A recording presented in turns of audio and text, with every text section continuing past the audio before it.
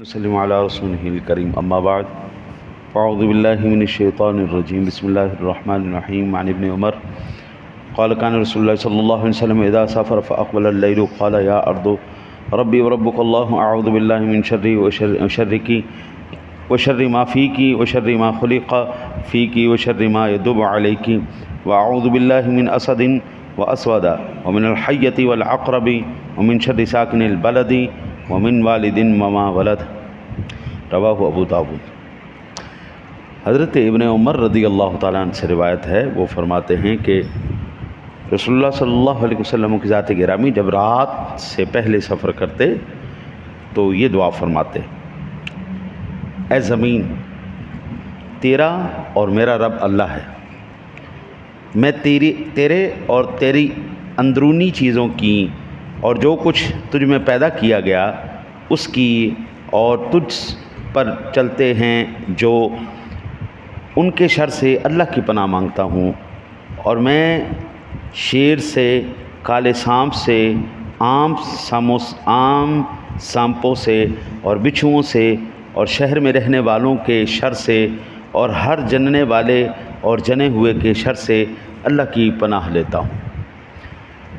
میرے آقا نبی اکرم صلی اللہ علیہ وسلم کی ذات گرامی کو اللہ تعالیٰ نے صرف اور صرف انسانوں کا نہیں بلکہ اس کل کائنات کا نبی اور رسول بنا کر بھیجا ہے۔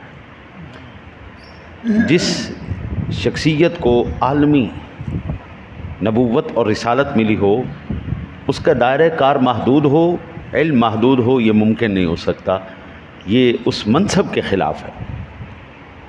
ہمارے ہاں تو یہ چلتا ہے کہ جاہل کو کسی اعلیٰ منصب پہ بٹھا دیا جائے جو اس منصب کے اہل نہ ہو، ہمارے ہاں یہ چلتا ہے، عام دیکھا گیا ہے، لیکن اللہ کے قانون میں ایسا نہیں ہے۔ اور بالخصوص نبوت اور رسالت کے اندر جس طرح عالمی نبوت اللہ نے اپنے محبوب کو عطا فرمائی ہے، اس طرح عالمی اختیارات بھی اللہ نے اپنے محبوب کو عطا فرمائی۔ حضور جناب رسالت مآب صلی اللہ علیہ وسلم جس طرح انسانوں سے کلام فرماتے ہیں، بعین ہی اسی طرح تمام اس کائنات کی مخلوقات سے آپ کلام فرماتے ہیں۔ اللہ وحدہ لا شریک نے اپنے محبوب کریم علیہ الصلاۃ والتسلیم کی ذات گرامی کے ہاتھوں کئی ایسے واقعات احادیث میں نوٹ ہوئے ہیں جو ہمارے سامنے بطور مثال اللہ نے رکھے کہ میں نے اپنے محبوب کو کیا کیا اختیار دیا ہے۔ مثلا حضور نے انگلی کا اشارہ فرمایا، چاند ٹوٹ گیا۔ اب چاند زمینی چیز نہیں ہے، سورج واپس لوٹ آیا، یہ زمینی چیز نہیں ہے، زمینی اختیارات نہیں، فضائی ہیں، ہاں جی، ستارے سیارے ہیں۔ یہ نبی اکرم صلی اللہ علیہ وسلم کی بارگاہ میں جانور آئے، آپ جناب کو انہوں نے عرضیاں پیش کی، آپ کی جناب میں درخت چل کے آ گئے۔ معلوم ہوا کہ حضور کو یہ اختیار ہے اور آپ کلام فرما سکتے ہیں۔ نہ صرف فرما سکتے ہیں، وہ سمجھتے بھی ہیں کہ ہمارا نبی ہم سے کیا کلام کر رہا ہے۔ جس طرح میرا مالک ڈائریکٹ کلام فرماتا ہے، جس سے بھی اس نے گفتگو فرمانی ہو، ارشاد فرمانا ہو، جیسے یا ارض ابلعی ماں کی و یا سما و عقلی، اور حکم فرمایا گیا کہ اے زمین اپنا پانی نگل لے اور آسمان تھم جا۔ طوفان نوح کے وقت میں، ہاں جی، جب طوفان آیا اوپر سے بارش آ رہی تھی، نیچے سے پانی ابل رہا تھا، تو رب کریم نے حکم دیا زمین پانی نگل لے نیچے، آسمان سے فرمایا تھم۔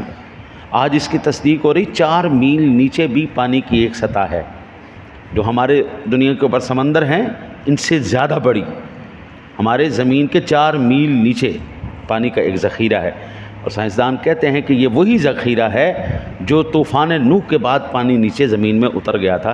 قرآن ہمیں بتا رہا ہے صدیوں پہلے یہ بات، آج اس کی سائنس تحقیق کر رہی۔ اسی طرح اللہ تعالیٰ نے بعض انبیاء کو بعض چیزوں پر اختیار بھی عطا فرمایا تھا، جیسے قرآن پاک کے اندر ذکر ہے وَسَخَّرْنَا لَهُ الرِّيحَ تَجْرِي بِأَمْرِهِ، ٹھیک ہے نا۔ سلیمان علیہ السلام کے دائرۂ اختیار میں اللہ نے ہوا کو مسخر کر، اب وہ جس کو حکم، جیسے آپ حکم فرماتے چلی جاتی، پرندوں سے آپ گفتگو کر سکتے تھے، جنات کے اوپر آپ کا حکم چلتا تھا، ہاں جی۔ یہ بعض انبیاء کو اللہ تعالیٰ نے یہ اختیار بھی عطا فرمایا۔ تو میں کرتا ہوں اپنے سونے نبی کی بات آقا جی نے اتنی جامع دعا کر دی، اللہ اکبر، فرمایا یا ارض ربی و ربک اللہ، او زمین تیرا رب اور میرا رب ایک ہی اللہ ہے،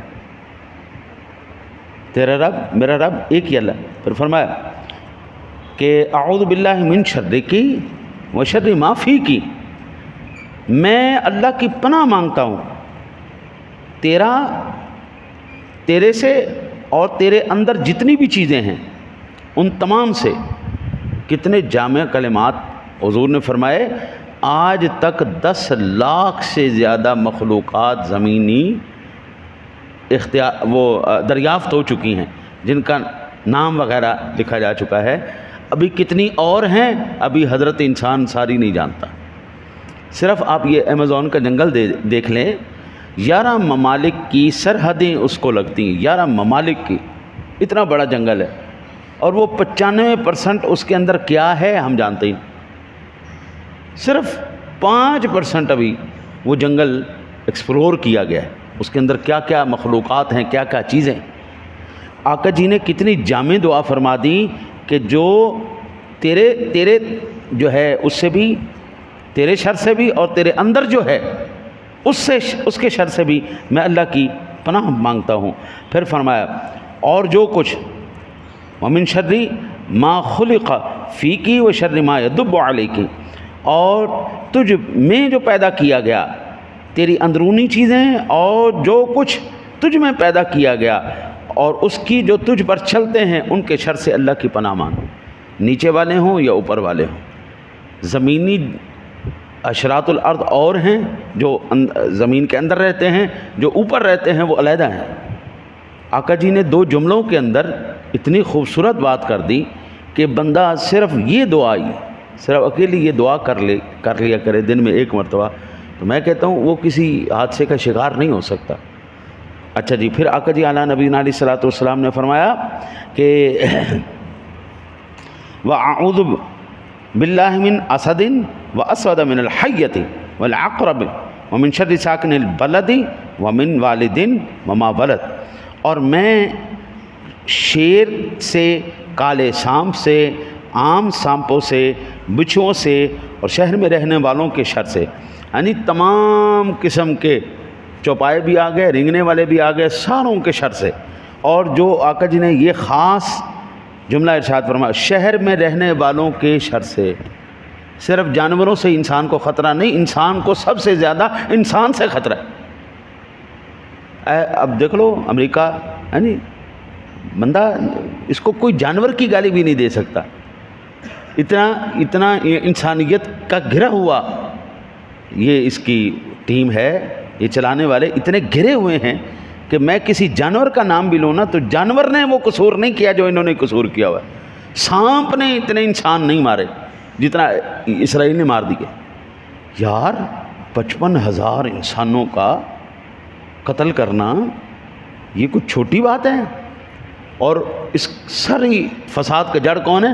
امریکہ، اس کے سارے صدر، خاص کر وہ آج کل ایسی شکل والا، میں کسی جانور سے بھی اس کی تشبیہ نہیں کر سکتا کہ جانور نے کوئی قصور نہیں کیا۔ یہ لاکھوں انسانوں کے قاتل، لاکھوں انسانوں کے قاتل ہیں کون؟ انسان۔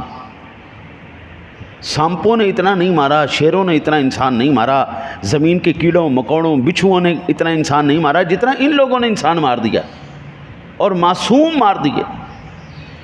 آپ کو ایسی لاکھوں ویڈیو مل جائیں گی جس کے اندر بھیڑیوں نے انسانوں کے بچوں کو پالا، کتوں نے انسانوں کے بچوں کو پالا، شیروں نے انسانوں کے بچوں کو پالا، آپ کو ہزاروں ویڈیو ایسی مل جائیں گی۔ لیکن یار وہ ان جنگلی جانوروں سے بھی کتنی آگے وہ پہنچ چکے ہیں کہ ان کو اس بات کا فرق ہی نہیں پڑتا۔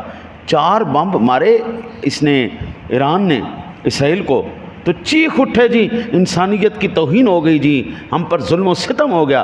55,000 سے زیادہ تم مسلمانوں کے بچے مار دو، بچیاں مار دو۔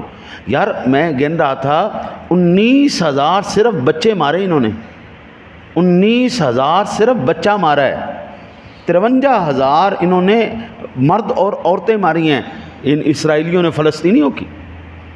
اور اس وقت ان کو انسانی حقوق نہیں یاد آئے. اب ایمان سے بتائیں میں کس کو زیادہ زہریلا کہوں؟ میں بچھو کو زیادہ زہریلا کہوں، سانپ کو زیادہ زہریلا کہوں، یا میں انسان کو زیادہ زہریلا کہوں جس سے میرے مصطفیٰ پناہ مانگ رہے ہیں؟ یا اللہ یہ جو شہر والے ہیں نا ان کے پناہ سے بھی بچا.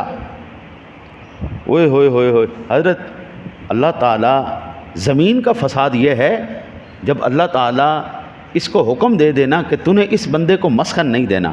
انسان ساری زندگی خانہ بدوشوں کی طرح پھرتا رہ جاتا ہے، اس کو مسکن کبھی نہیں ملتا، گھر کبھی نہیں ملتی. بعض لوگ آپ دیکھیں گے ساری زندگی کرائے پہ ہی رہتے ہیں، ساری زندگی وہ کرائے پہ رہتے ہیں، ٹھیک ہے نا جی. وہ ساری زندگی کرائے پہ رہتے ہیں، وہ ساری زندگی خانہ بدوشوں کی طرح وقت گزارے رکھتے ہیں، ان کا اپنا ٹھکانہ نہیں بن سکتا. یہ زمین کا فساد ہے نا. یہ تو بڑے نصیب والے ہیں یار جن کے اپنے گھر ہیں، جن کے اپنی زمینیں ہیں، جن کے اپنی چھت ہے سر کے اوپر. تو یہ زمین کا فساد ہے نا. پھر میرے آقا جی اعلیٰ نبی علیہ الصلوۃ والسلام فرمایا ہر جننے والے اور جنے ہوئے کے شر سے اللہ کی پناہ لیتا ہوں.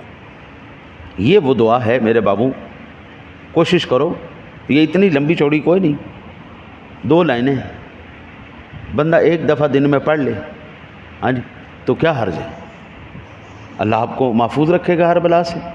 ہاں جی، اللہ تعالیٰ طوفان نوح کے اندر بھی ایسے واقعات دکھا دیتا ہے کہ جس کو چاہتا ہے وہ بچانا وہ بچا لیتا ہے.